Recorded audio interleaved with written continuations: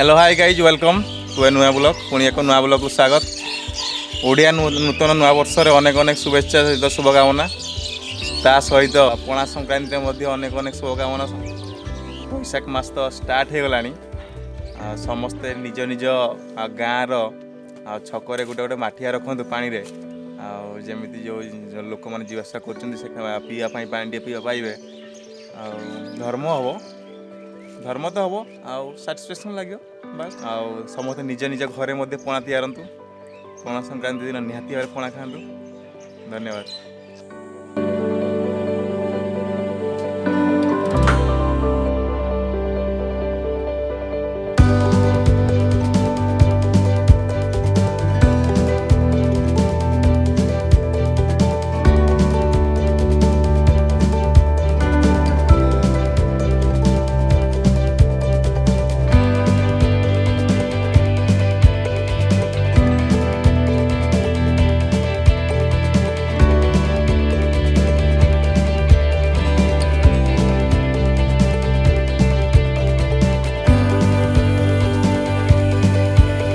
April 14 तारिख पणा संक्रांति आम नववर्ष आरंभ होता ओडिया नववर्ष ये नुआ वर्ष आरंभ हो बैशाख मासर प्रथम दिन।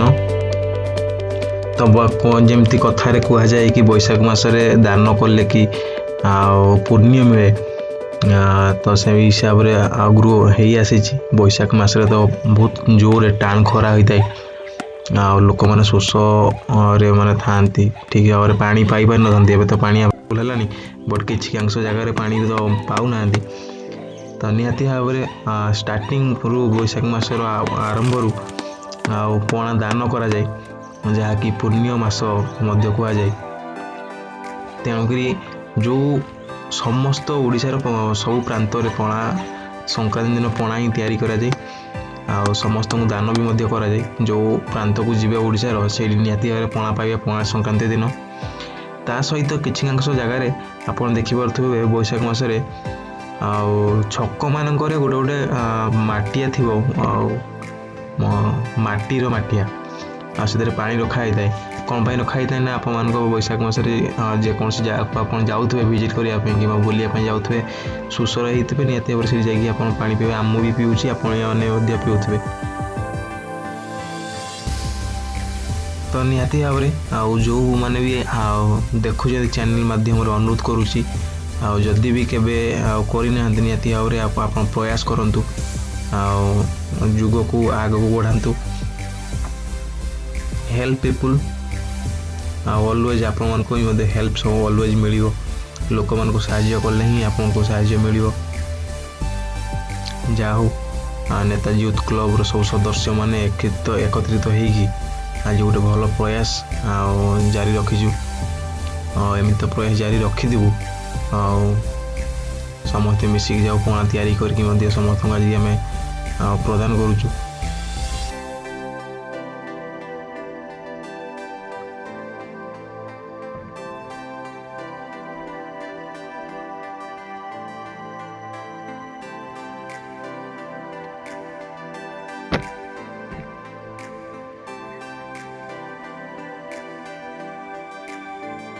आज डॉक्टर बी.आर. आंबेडकर जयंती से भी पालन करुचु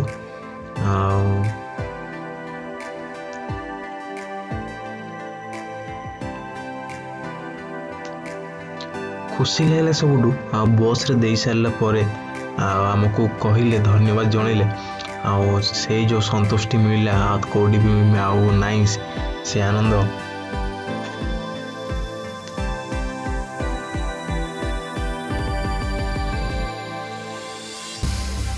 समस्ते भावती पणा कर मैंने कि भांग मिसई देते मत पचारे आज बहुत जन पचारे भांग मिसई भांग मिसई कि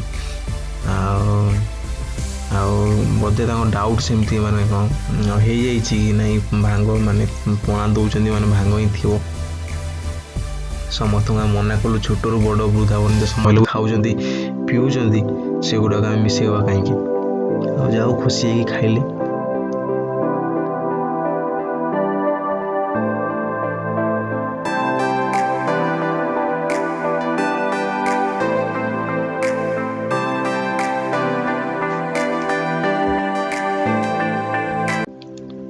ନେତାଜୀ ୟୁଥ୍ କ୍ଲବ୍ର ସମସ୍ତ ସଦସ୍ୟ ଆଉ ବହୁତ ପ୍ରଚେଷ୍ଟା ବହୁତ ପ୍ରୟାସ ଜାରି ରଖିଛନ୍ତି କି ସୋସିଆଲ ୱାର୍କ କରିବା ପାଇଁ ବିଭିନ୍ନ ପ୍ରକାର ସୋସିଆଲ ୱାର୍କ କରୁଛନ୍ତି ଯେମିତିକି ରୋଡ଼ କାମ ତିଆରିବା ହଉ କି ଲୋକମାନଙ୍କୁ ସାହାଯ୍ୟ କରିବା ଇତ୍ୟାଦି ପ୍ରକାର ନାନା ପ୍ରକାର ମାନେ ବିଭିନ୍ନ ପ୍ରକାର ସାହାଯ୍ୟ ଅନୁଭୂତି ମାନେ ପ୍ରଦାନ କରୁଛନ୍ତି।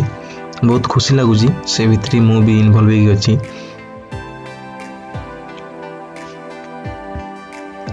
ଆଜିକା ଦିନରେ ଗୋଟେ କଥା ମନେ ପଡ଼ୁଛି B.R. ଆମ୍ବେଦକରଙ୍କ ଯାହା କହିଥିଲେ, if you believe in living a respectable life you believe in self help which in the best help.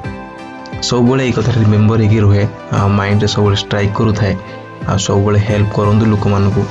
ଆଉ ସେ ଯେମିତି ମାନେ କ'ଣ ଆଉ କହୁଥିଲେ ଆଉ ସେ ସମ୍ବିଧାନ ପ୍ରଣୟନ କରିଥିଲେ ତାଙ୍କ ଦ୍ୱାରା ହିଁ ସବୁ ଯେତିକି ପୁଅର୍ ପିପୁଲ୍ ଥିଲେ ସମସ୍ତେ ଏବେ ଡେଭଲପିଂ ହେଇଛନ୍ତି।